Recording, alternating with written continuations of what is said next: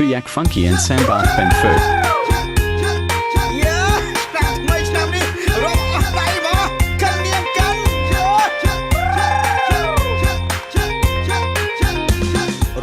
រំទៅគុកមកអីណារំទៅគុកមកអីពូមីងចាយាយចាំក្មេងរំសបាយ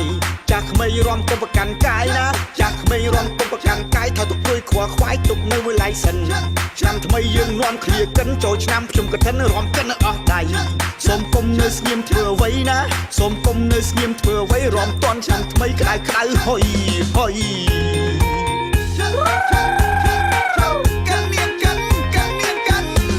ហេតុអ្វីអូនមិនរំណាពុំងារណាហេតុអ្វីអូនមិនរំណាពុំងារឬមួយក៏អូនគ្មានគ្នាឬក៏ងារមិនចេះរំ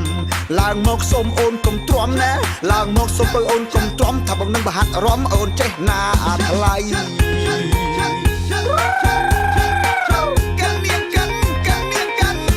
ស្រឡាញ់គ្នាព្រោះជាខ្មែរដូចគ្នាណាស្រឡាញ់គ្នាព្រោះជាខ្មែរដូចគ្នាប្រកាន់អីពុំងារខ្មែរដូចគ្នាទេថ្លៃចូលឆ្នាំហើយការងារយើងជាប់ដៃណាចូលឆ្នាំហើយការងារយើងជាប់ដៃអញ្ចឹងមានតែ3ថ្ងៃរំសប្បាយទៅអូ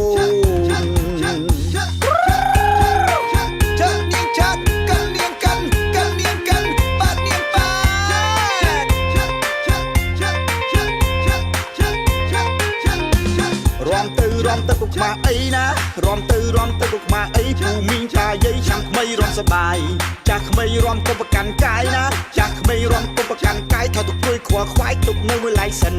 ឆ្នាំថ្មីយើងនាំគ្នាកិនចូលឆ្នាំខ្ញុំកឋិនរំកិនអស់ដៃ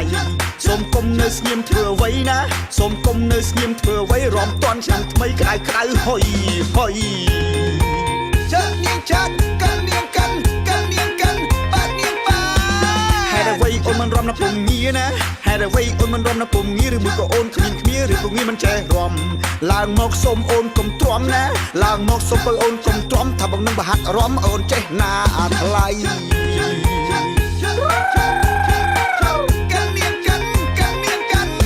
ស្រឡាញ់គ្នាព្រោះជាខ្មែរដូចគ្នាណាស្រឡាញ់គ្នាព្រោះជាខ្មែរដូចគ្នាប្រកាន់អីពុំងារខ្មែរដូចគ្នាទេថ្លៃចូលឆ្នាំហើយការងារយើងជាប់ដៃណាចូលឆ្នាំហើយការងារយើងជាប់ដៃអញ្ចឹងមានតែ3ថ្ងៃរំសប្បាយទៅអូ